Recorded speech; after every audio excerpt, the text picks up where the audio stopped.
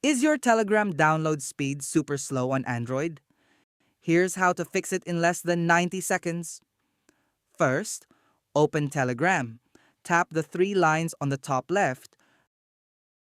Go to Settings, Data and Storage, Storage Usage. Then tap Clear Cache. This helps remove junk files that slow things down. Still slow? Try switching from Wi-Fi to mobile data or vice versa. Sometimes, Telegram servers work better on a different network. Next, make sure Telegram can use background data.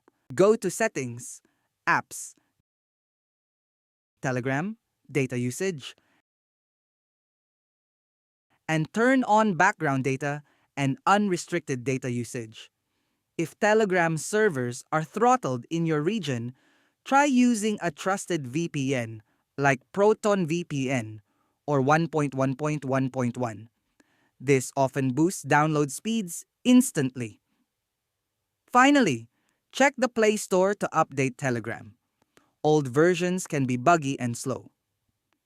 If you've got questions, drop them in the comments. I'll get back to you as soon as I can. Thanks for watching. See you in the next one.